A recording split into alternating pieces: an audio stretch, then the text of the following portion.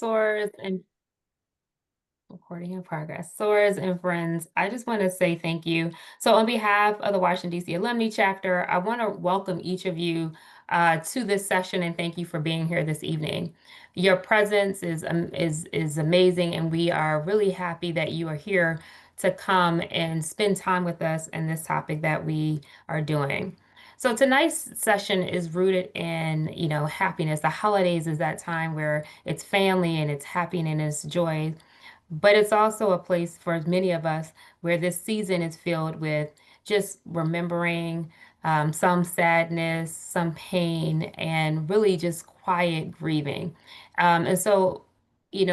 This is one thing that touches very close to home because you can feel both. You can be happy about the holiday season, but also have that void of, pain and sadness for those who are no longer here. And so as we gather for this season, we wanted to take time to really bring us together to have a conversation so that you know that we are not alone, that we can learn to tell ourselves to be strong, that we can lean on each other, and we can learn best practices and things that we can do.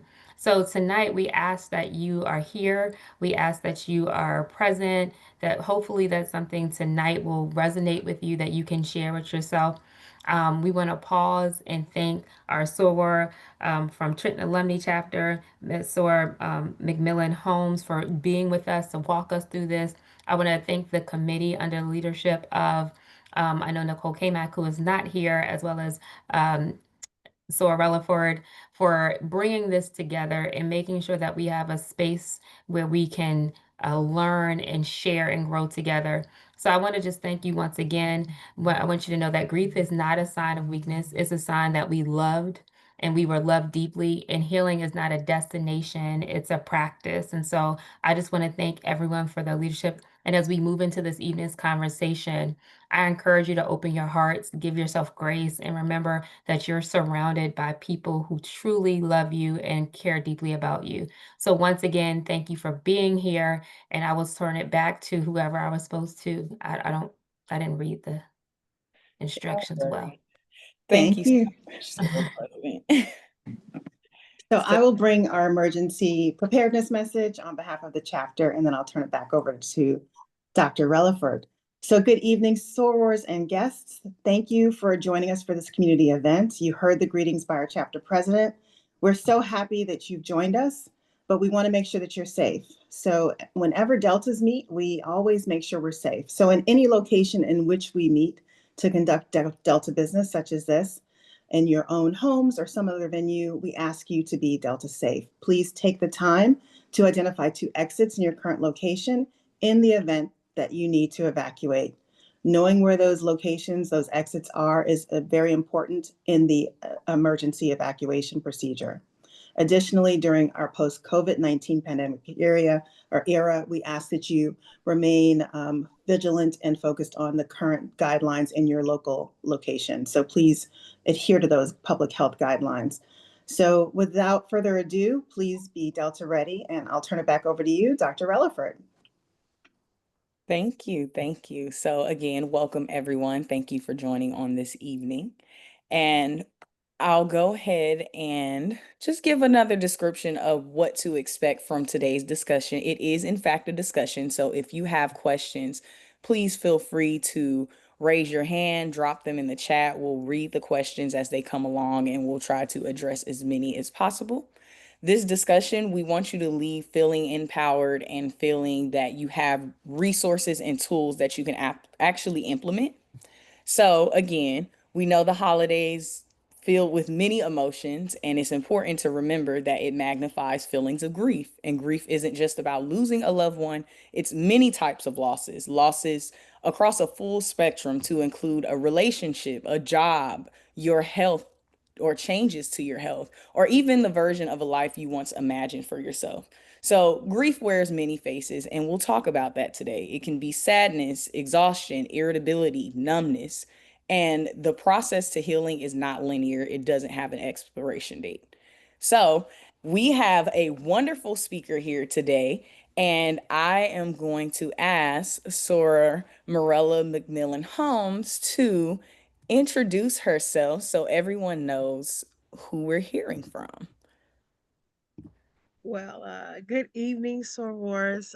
Thank you so much. I'm so delighted to be here to talk about a topic that's near and dear to my heart. A little bit about who I am and how I come to this space.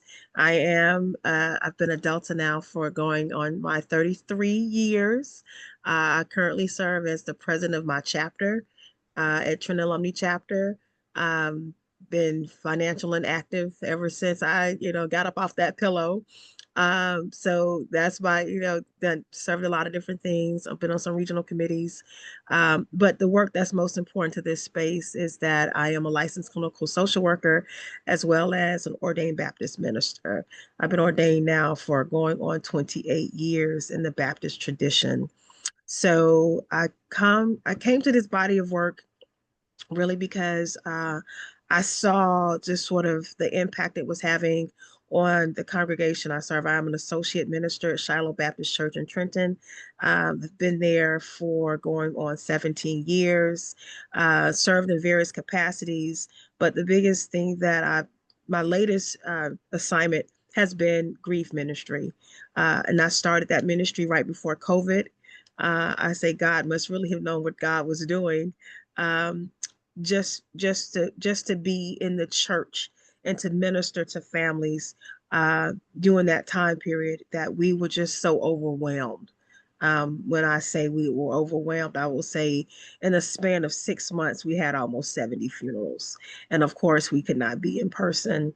Um, and it was just, it was a time to be in that space doing ministry. But I've also have dedicated this part of my ministry journey to understanding the impact of trauma as a clinical social worker, understanding trauma, understanding loss, understanding how that manifests. I am a senior policy analyst for the National Education Association. So I call that my benefit job.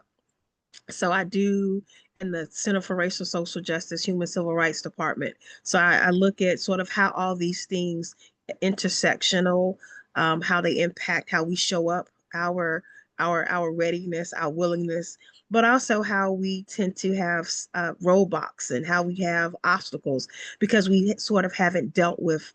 And I like to separate loss and grief; they're not synonymous. And so I like to we'll have more conversations about what that looks like.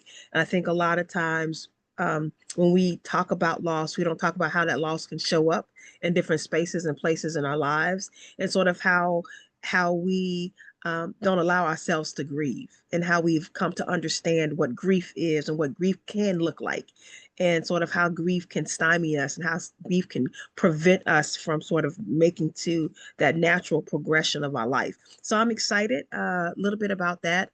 I come with a lot of different things, but I think right now in this space, if you want to know more, but this is something that I really feel passionate about, particularly in the African American community, because so often we have told things, particularly Black women, sort of how we grieve, how we told not to grieve, how we are told to show up in spaces.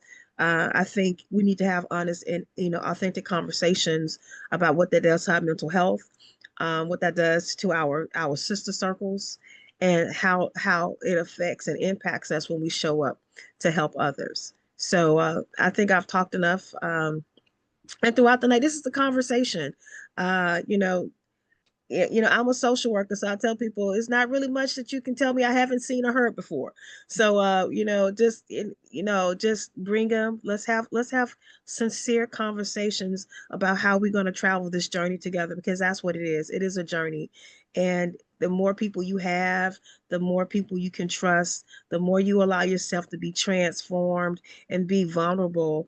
Uh, the more able you're able to lean into your grief. And I want to talk about that a lot, how you lean into it, particularly during the holiday season, how you lean into it after the holiday season, so how it can show up for you, and how it can hit you. So we talk all about that tonight. So I'm just thankful so much for the committee for inviting me. I thank this chapter for understanding the value of having this. I'm understanding this is an annual conversation that you have, and what a wonderful way to take care of your sisters. So kudos to you, leadership. Kudos to you, to the visionary that put this in place, and it is very appropriate and very timely and very needed. Thank you so much for that wonderful introduction. I think you touched on a lot of points. So I want to just go ahead and dive in. We have sorors on the line. We have folks all throughout the community on the line. So this conversation transcends boundaries. So let's jump right in. I have a question for you. To start, you mentioned that there's a couple intersections that you work with and you like to separate loss from grief. So can you define grief from your perspective and why it's important to make that separation of loss and grief? So so this is how I look at it in a very simple building blocks. Loss is what happens. Grief is how you respond to it. And I think a lot of times when we don't necessarily want to address the types of loss, and you hit on very well in your introduction, it can be a loss of a job, it can be a loss of a partner, a loss of a friend, a loss of status. It could be a loss, could be a lot of things that impact us in our daily lives. That's a loss. And so that's the event. How we handle the event is how I will categorize grief. That's the emotional foundation, how we respond to it. And this is both voluntary, involuntary, how we respond to the loss. And I think a lot of times we don't we are not aware enough or self-aware to understand when we involuntarily respond to grief. Sometimes, there's some deep breathing. Like, so sometimes when we are having an emotional response to a loss, we tense up and we don't necessarily know we're tensing up, or some people they wear it differently. I think there's a lot of different ways in which that grief can manifest non-verbally or non that we just don't necessarily see because we're not self-aware. And I think that's a lot of times when we respond to the event, when we talk about that type of grief. And there's several different types of grief, and that's like another conversation when you get deep into sort of the different types of grief. And then there's complex grief. I don't want to go too much into the weeds, but that's why I say keeping it very and I guess I should have said I'm a certified grief counselor. So I don't want to get too much into the weeds of the grief, but there are different types of griefs that we can sort of experience. But a lot of times that's the emotional component to what the life event has happened. Understandable. So we know grief can be very complex and we don't want to harp on the actual event, but how do we actually respond to grief, whether it's knowingly or unknowingly? So I kind of want to touch more on that point that you raised. You mentioned one thing, like we often may tense up. That's a physical manifestation of response to grief. But what are some other indicators that we may be going through grief, or we in that moment we may be triggered? Mm. It really, really depends. So it depends on the event that caused the grief. That's why I like to talk about the event, the loss, which triggers the grief. And to get really transparent and very concrete, um, the materialization of grief, sometimes we like to call it retail therapy, and sort of how, understanding what we're doing, we're replacing one behavior with another behavior and not necessarily acknowledging the root cause of that behavior. Is grief, could be grief. I don't want to oversimplify things, but I think a lot of times that's one manifestation that we can do. Eating. Sometimes we tend to overeat or overindulge in things as trying to understand and not acknowledging the emotional part of the loss. Sometimes that can be behavioral. That could be when we become very short with people. We tend to go off on people. Sort of, we have that emotional dysregulation. So, we're very snappy, very short. We're not understanding sort of what the cause is. Once again, this is the event that then causes the emotional response. And so it could look a lot of different ways depending on sort of how you have sort of evolved and how you deal. And that's why I put the trauma piece in it, because there is a component of trauma when you talk about grief, because that emotional piece. So we talk about sort of how our childhood experiences have allowed us to sort of deal with and understand, and our own coping mechanisms. We all have coping mechanisms to emotionality intersections in our life, and sort of how we've dealt with them, how we've been encouraged to deal with them, how we process them, how we understand them. So it could be a lot of different ways. I've just given you some snippets of sort of some of the most common ones. Let me just go over that. Behavioral. are the most common responses, and how that could look: overeating, shopping, self-indulgence, shortness with people, attitudes that they say, and a withdrawal. A lot of it is withdrawal. A lot of people, because they don't, they don't quite understand what's going on, so they will pull back. You will see them not hanging around friends. You will see them sort of not doing some of those things that they were used to doing. So there are a lot of different ways it can look. It can look like, or I'm sorry, let me rephrase that. There's a lot of different ways in which it can be presented. Thank you for that answer. And I would just like to remind the audience, if you have any questions, feel free to raise your hand or drop them in the chat. We are having a conversation here. And I Mhm. see that there's a hand from SORA President. Yes, Please.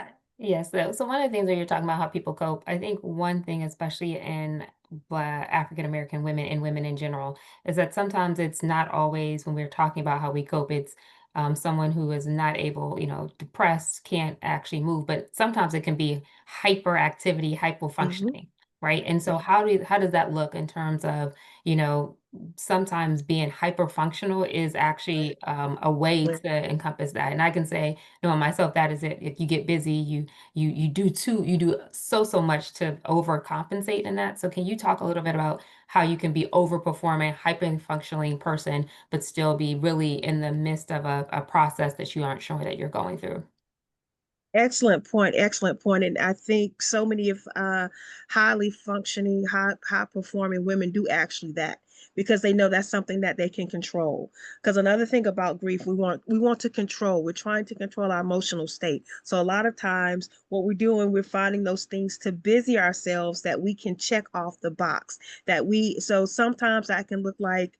Um, I'm gonna talk about the church. I'm not gonna talk, since we have a multi-diverse audience here. I'm gonna talk about how sometimes I can look in the church. So you have that one sister in the church that she's on the choir, she's on the usher board, she volunteered to help out in the kitchen, she volunteers to help it out, and then you realize when you sit down and have a conversation with her, you realize that she's had a lot of loss in her life. And some of what she does to sort of cope with that loss is she busies herself. Because what happens when she sits down and she's not busy, she thinks about that loss. She thinks about that loved one. She thinks about, whatever that loss could be, that event.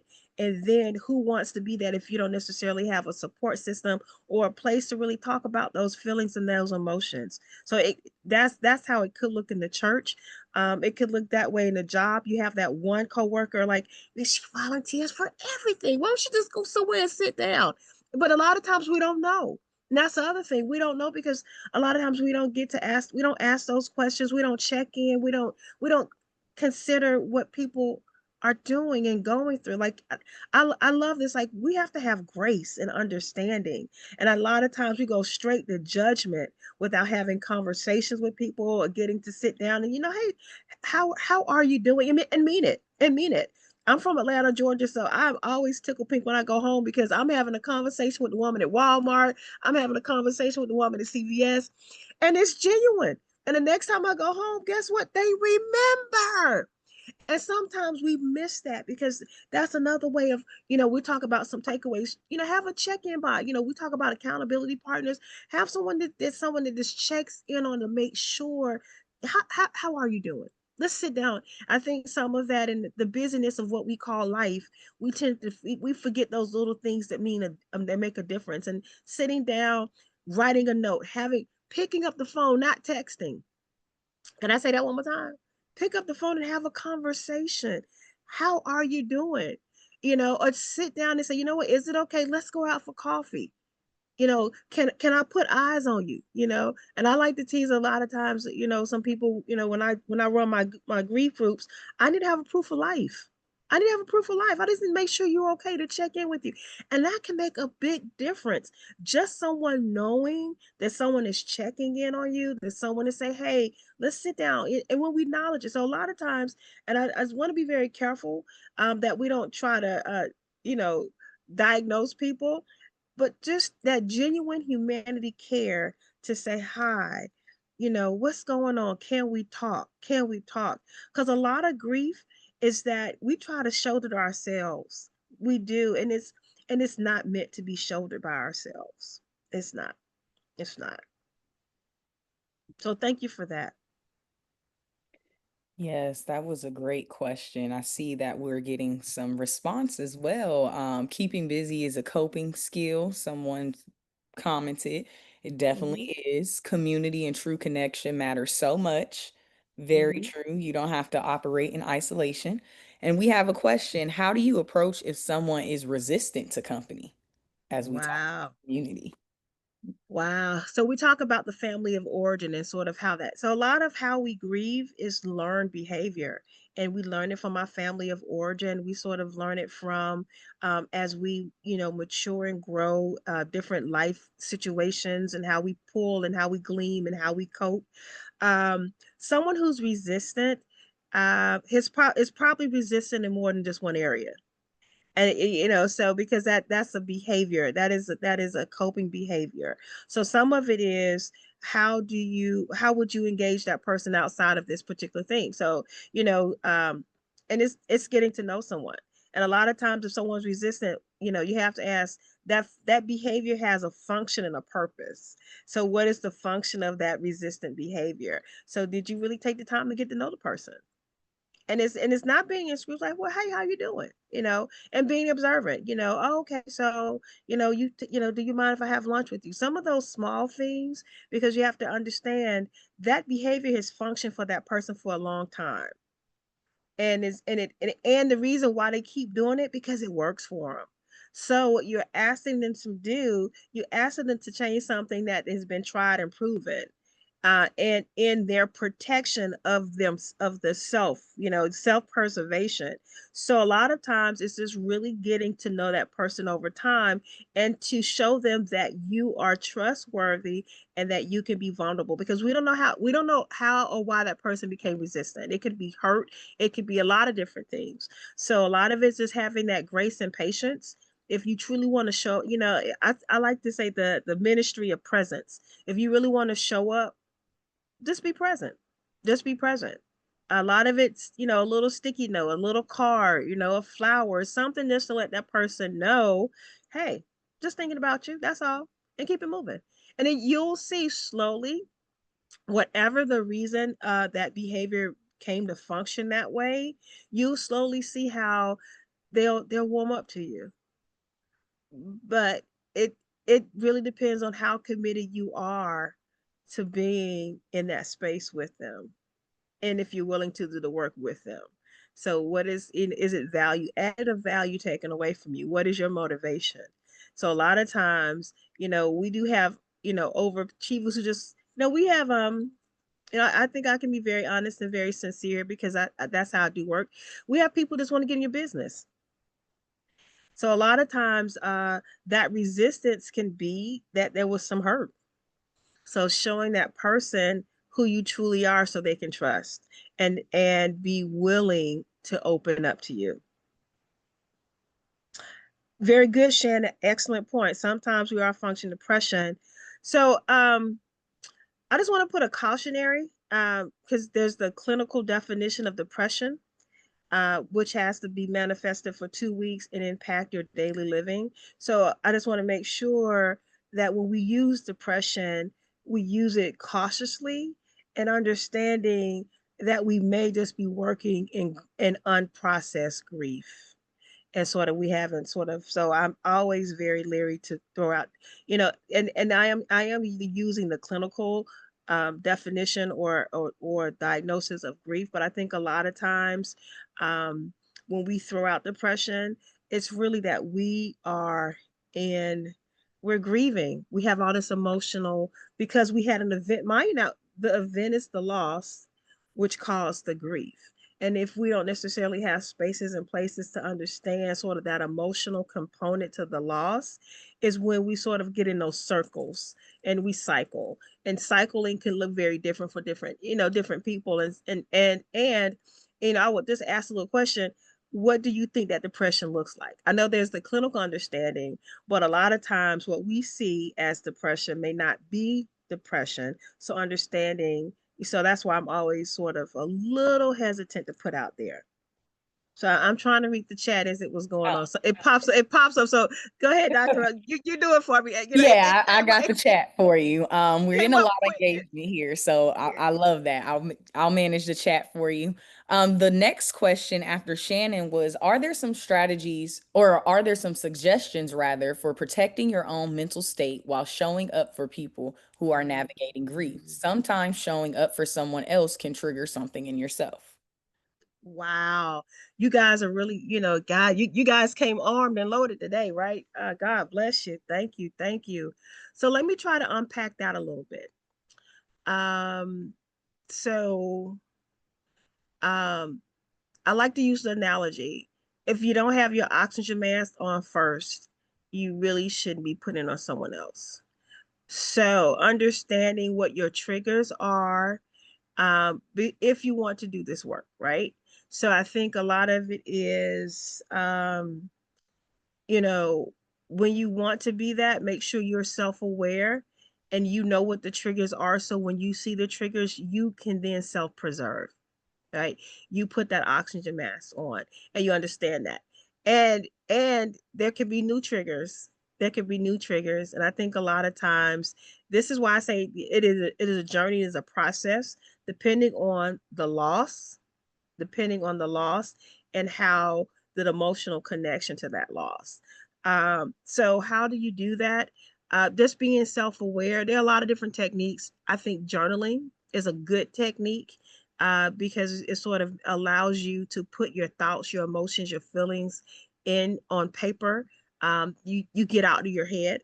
And that's why I love journaling. You get out of your head. You can actually put it on paper. You can see the process. And then what I love, go back and read it. Go back and read it. Oh, wow, I was in that place. So journaling is a good place. I'm going to always be a proponent of counseling. Make sure someone, get a good therapist. Get a good therapist who you can connect with. There are a lot of different, uh, you know, when people say therapy doesn't work, I'm like, did you have a good therapist? They're not cookie cutter. You have to, and take the time. We listen, as a therapist, we understand. Listen, we're not everybody's cup of tea. That's where there's so many of us, right?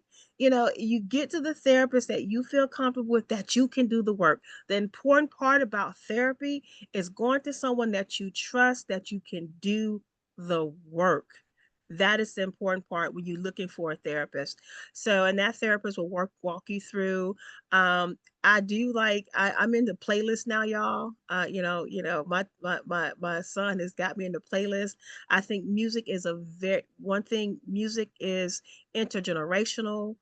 Music sort of can soothe that soul.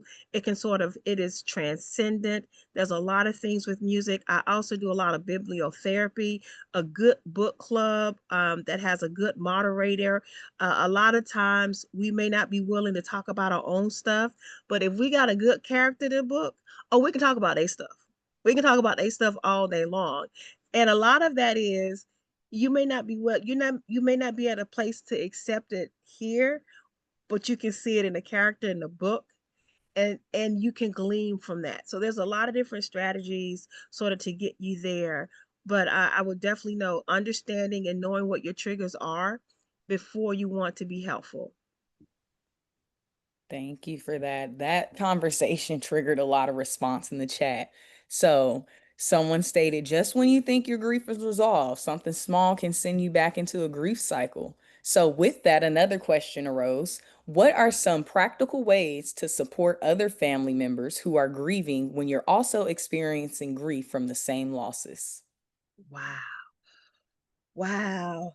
Um, wow. So let me unpack that one a little bit. So the triggers, the triggers.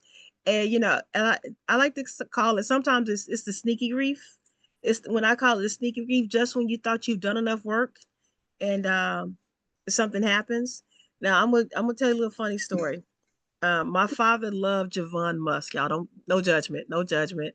No, he was old school. He was old school. Javon Musk, that was what he wore. And my father's been dead for 19 years. And you would think every time I see a bottle of Javon Musk, that $8 cologne at CVS, I have I have something sort of bubbles up. Something bubbles up. Now, what that means is that, do I go to CVS and I avoid looking at Javon Musk? Maybe. If it's around Labor Day, because that's when he died. He died on Labor Day. I am a just a mess. But you have to know that and understand that and be ready for it. So you can sort of have that mental pep talk. Okay, you know, I know I'm gonna go over to Big Mama's house because we've always had Thanksgiving dinner at Big Mama's house. And I'm going to see that chair that Big Mama always sat in, and am I ready for it? So there's a way in which you can mentally and physically and visually get yourself ready for it. And then there's some things you just can't prepare for. You just can't prepare for it. Like all of a sudden you walk in a house and you smell some cinnamon. Oh my goodness, she used to make that cinnamon pound cake, and I don't know where it came from. It's okay. It's okay. And and what I love, we grieve because we loved. And I have to understand it is okay. Lean into it. Lean into it and understand it now. So now the tricky part of that question, when you talked about your other family members, everyone's not going to be on the same journey. Everyone's not going to be at the same place on the journey. And you just have to respect that.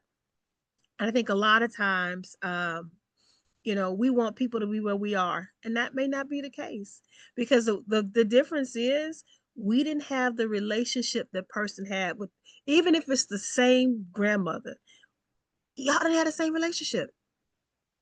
And as much as they want to say, oh, I treat all my grandbabies the same, no, you didn't, because we're not the same. You can't treat us the same because we're not the same.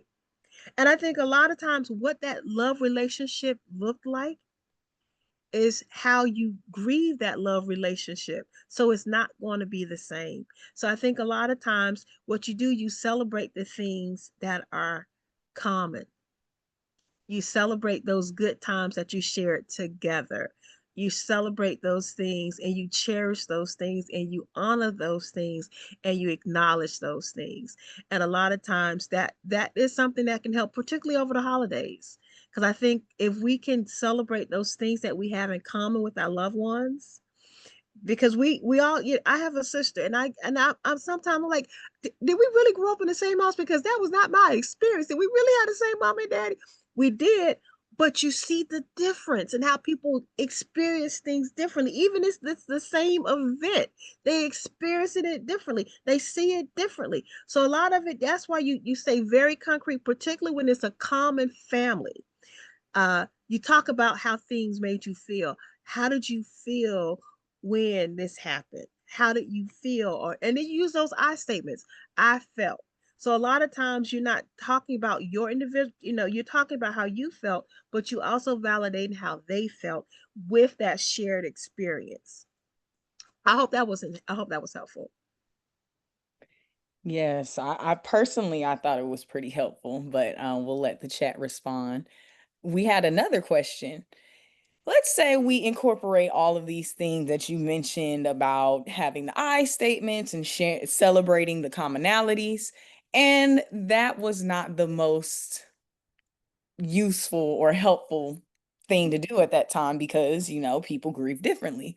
So, how can you gently convince someone that you're very close to seek professional counseling for their grief? Wow. Ah, man, you guys, y'all not holding back at all tonight, huh? So let me start it. Let me go with a different direction. Everyone doesn't value therapy the way you may value therapy. Everyone may not believe in therapy the way you believe in therapy. So I think a lot of it is sort of having conversations to really see where they are. And it may not be traditional therapy. Depending on the age, they may want to go talk to the pastor. Depending on the age, they may feel more comfortable with their peer group. So a lot of times it really depends on where they are and what they value. And to be and let them come to so let me step back a little bit. You have to be willing to do grief work. Let me start there first, okay? You have to be willing to do the work. And I think a lot of times people are hesitant to do the work. And some of it is unpacking those unresolved feelings. Because when we have a life event, an event in life, and I'm going to talk about the transitioning of loved ones, depending on our relationship with that loved one, sometimes there's remorse, sometimes there's regret, and it wasn't always the best relationship. So what happens, it manifests into grieving. And that a lot of times you don't want to deal with some of those issues that you were dealing with when they were still alive. So some of it is sort of unpacking a lot of that and understanding. I'll get to that. What is grief work? Yes. And how do you, I'll get to that. And understanding sort of what is some of the resistance and understanding their loss. So it could be not just one event, it could be a couple of events, it could be a lot of different things, to why they may not be open to it, but it's having those conversations. And the best thing is to model if you're in person. So a lot of times, I tell people, don't recommend therapy if you've never been. How you gonna tell somebody to go to a restaurant you've never been to it? So a lot of times, just because you think they may need it but you've never done it, don't offer it unless you've done it and you can offer it and you can testify to it and you are a living example of the benefit of it. I don't know. So just some thoughts. Now I saw a lot of things in the chat. So what is grief work?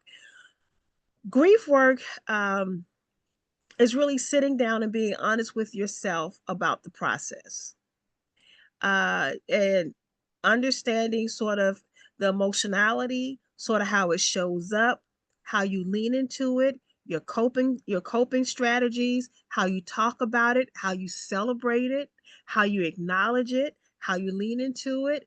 That's all. That's how I define grief work. How you get from your one day to the next day. And it really depends on where you are in the journey. So your grief work will look very different at the 1 year anniversary, the second year anniversary, the third year anniversary, or even the third or fourth day. Because grief work really doesn't you don't start grief work until you acknowledge that, wow,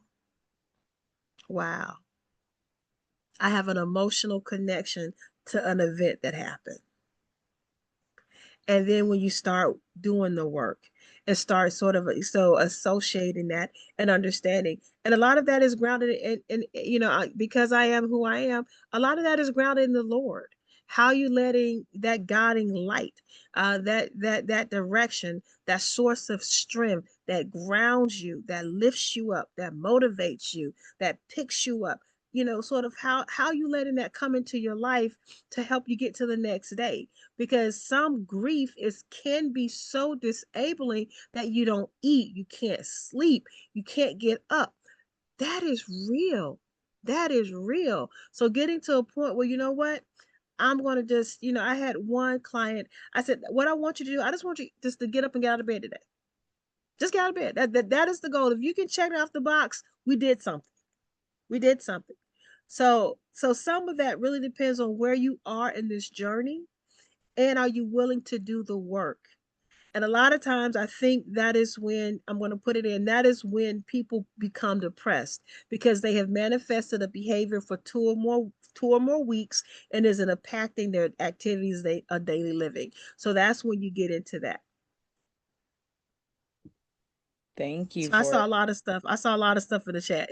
Yeah, there's quite a few things. So I want to go back to the where I left off last. So it's interesting enough, we have a conversation going on amongst some beautiful, educated women on this call. But this question is about the pressure amongst our boys. What are some of the signs to look for in our teens and young adults? How do we encourage them to speak to us or someone, especially living in a society that pushes the boys don't cry narrative, the ride or die woman narrative? Oh boy, oh boy, oh boy. our boys, our boys, our boys. And I'm gonna talk about our Black boys.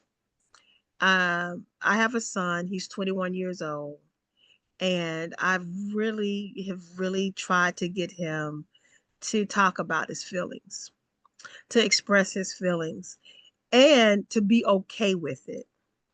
Now, was it my preferred way? No, no.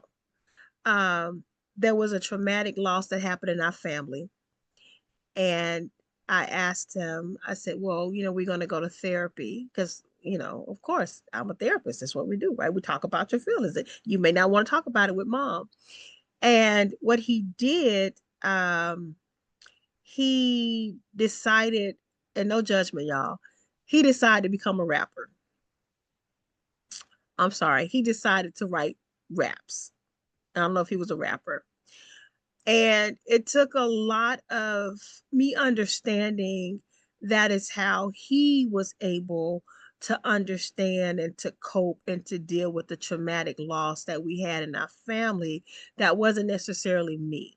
But when I sat down and I read some of his lyrics, I saw the pain, I saw the hurt, but I had to really come to grips with letting him express the way he had to express it.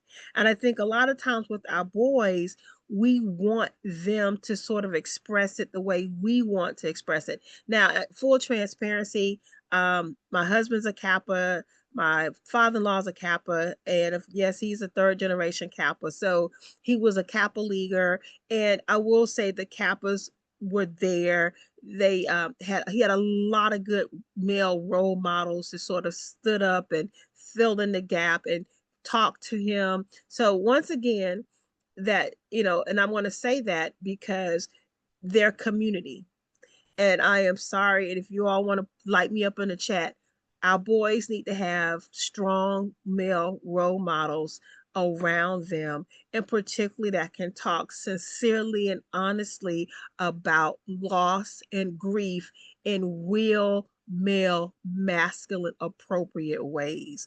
And I am thankful to this day that yes, he was in the Kappa League and the Kappas rallied around him, his father's line brothers, his father's frat brothers, the chapter brothers, rallied around him. But it is important to have those systems, and we have to have those support systems around, because it is different, and the societal expectations are different for our boys, and particularly our Black boys. And what I understood, me being this mom, I thought I had him in a very nice school district, and he said, mom, is very hard being an articulate Black male in an all-white school district because I'm having all of these other issues.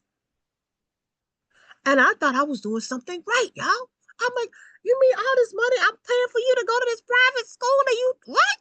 But I think a lot of times, having those types of honest conversations with our boys, because they do have different societal pressures and they do experience loss different, to make sure you encourage that. Now, the other question is, what if you don't have that? What if you don't have a Kappa League? What if you don't have a Sigma Beta? What if you don't have a male role models? What if you don't have good deacons in the church? What if you don't have those? Um, I don't know. I don't know. I'm gonna be honest. I don't have all the answers, y'all. I mean, I'm be honest with you.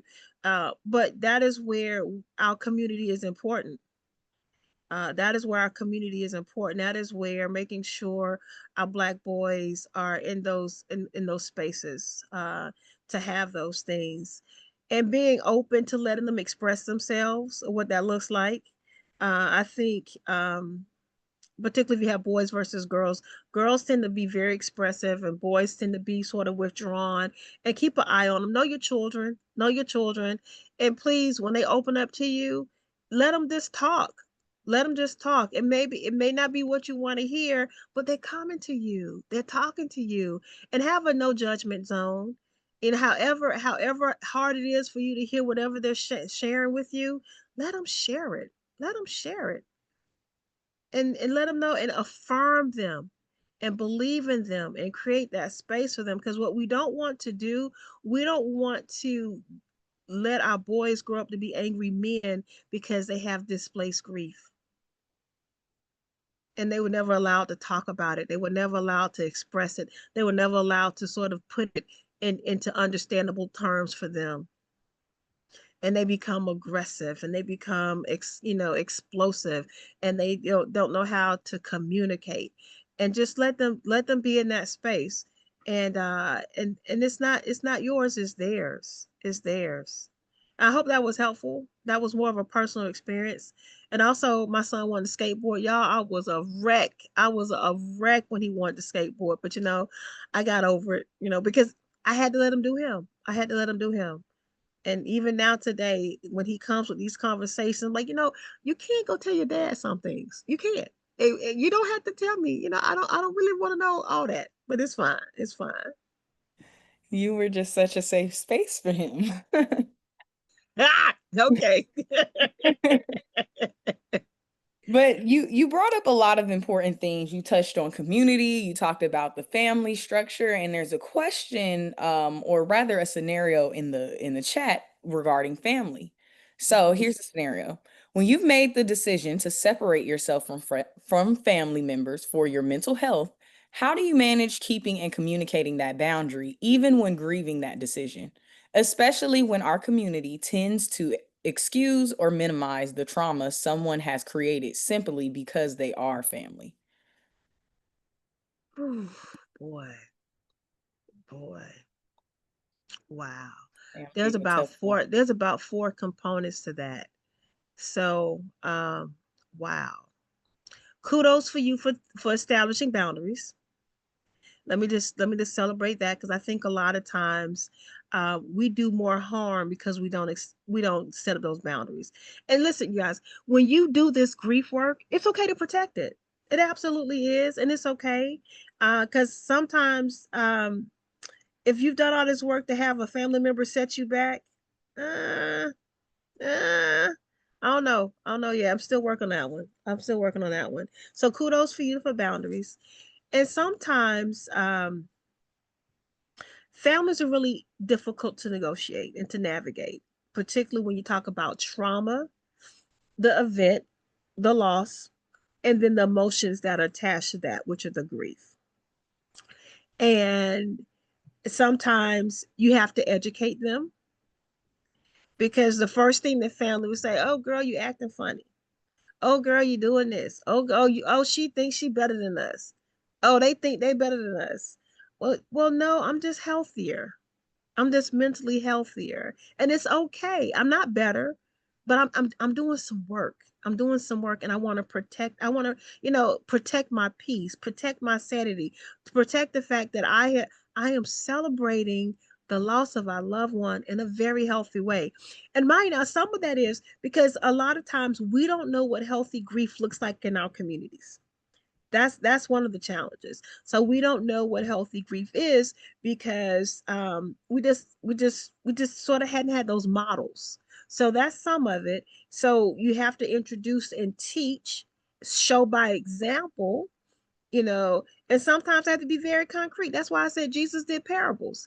You can't really misunderstand a parable. It was pretty black and white. And sometimes we just have to teach and instruct what healthy grief looks like, what healthy relationships look like, because so often we haven't seen models in our families and what that looks like, right? And sort of we may have to show up to say, you know what, and have those conversations. And it's okay to be honest. Like, look, I'm not acting funny. It's just that, Big Mama was very special to me.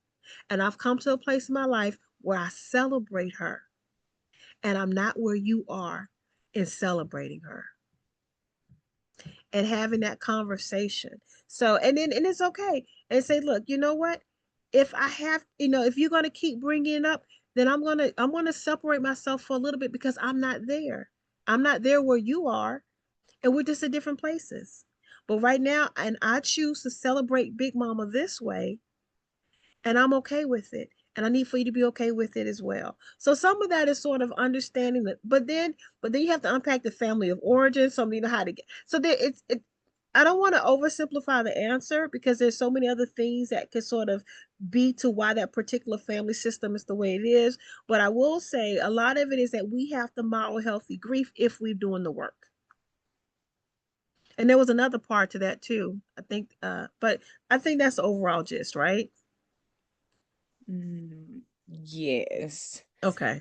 There were a couple more questions, but I'm going to combine two of them because they touch on pretty similar points. So, how can you effectively support individuals navigating the grief cycle who show signs of negative behaviors such as substance abuse, etc.? Okay. So I want to just introduce new terminology. I don't think it's a grief cycle. Um, and the reason why I say that, because a lot of times people think so. I remember when I first initially was in seminary and I took a grief and loss class, it was Kubler-Ross, Elizabeth Kubler-Ross. Everybody did Elizabeth Kubler-Ross to say the stages of grief. And then we did more work. We're like, you know what? No, it's not a stage because it's a process. So we may be here, we may be there, we may be over here. So because a lot of times when you do stages, you think, okay, anger, denial, accept, okay, I check it off, I check it off, I check it off. But like you said, you can have a trigger and you go back down to denial. You can have a trigger that you can do work and you think acceptance, and then you go back down. So a lot of times, so understanding that. So sometimes I think we have to look at it more cyclical, and not necessarily the stages, but how life happens.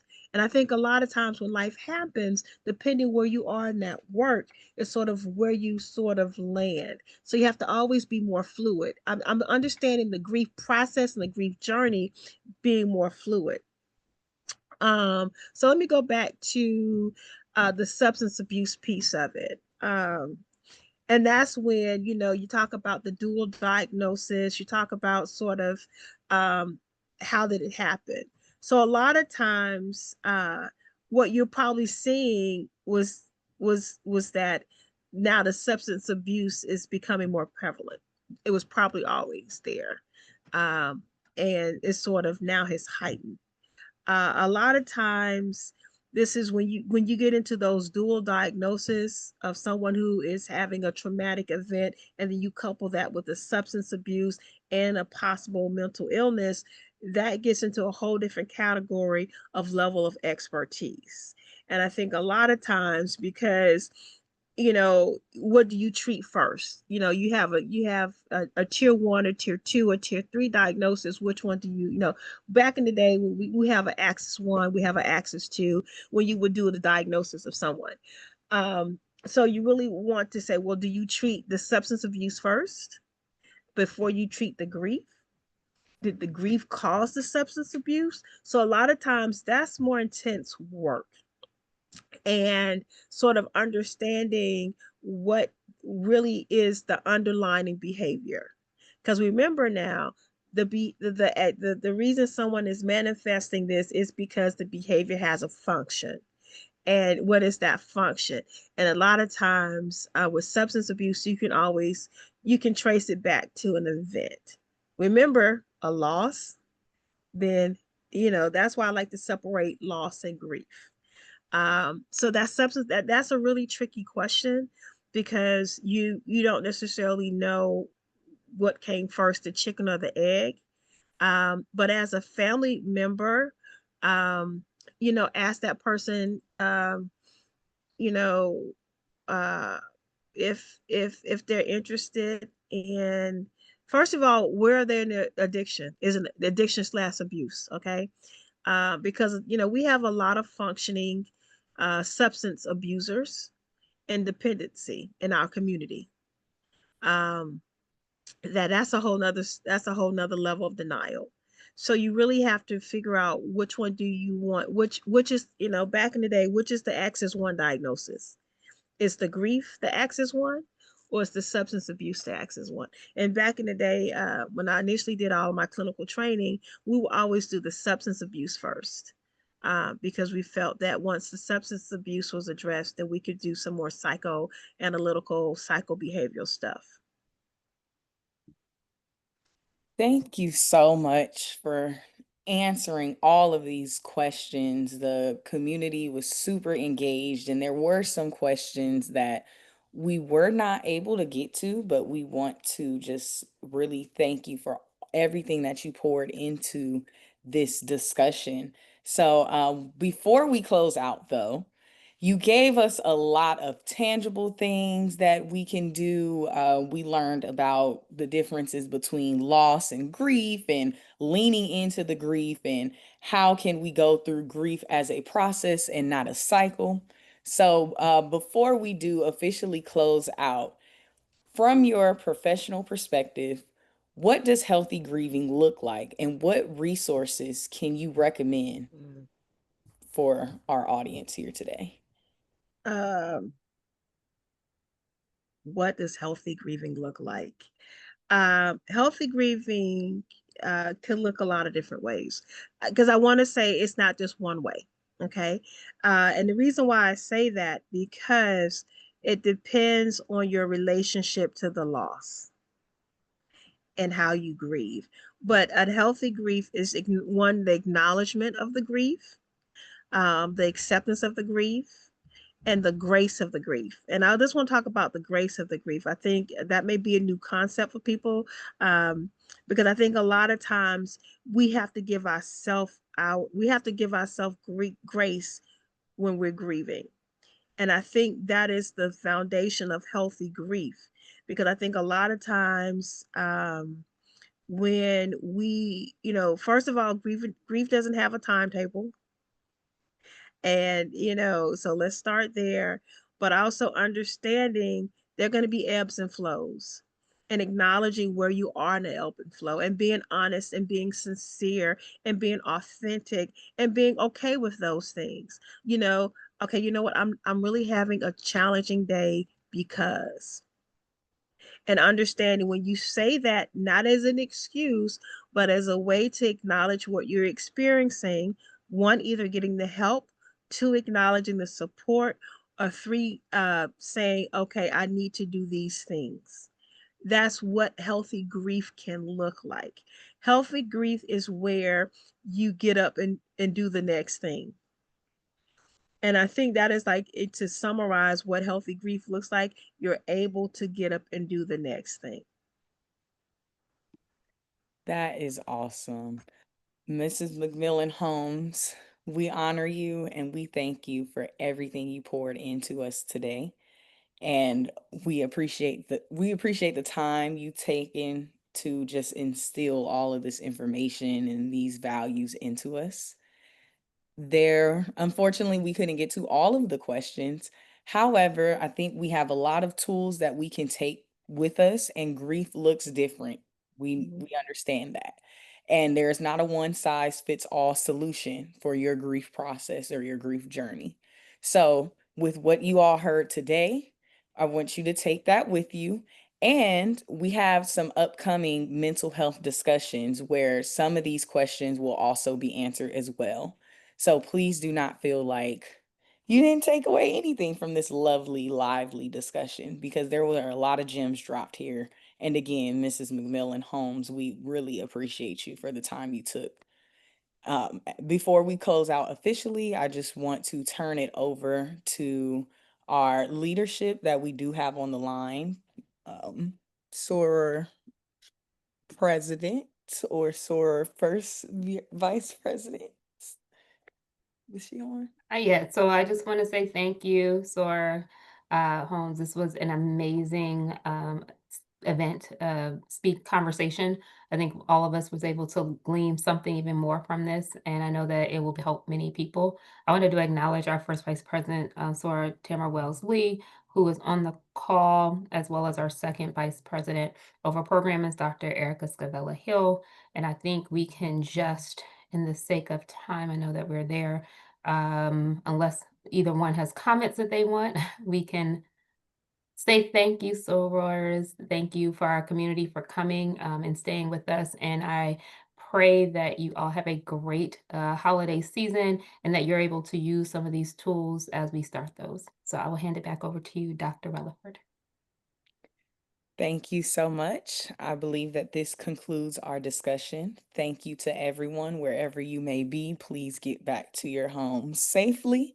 And again, we will have another mental health discussion coming out as it involves different aspects, not just the holidays. So be on the lookout for forthcoming details.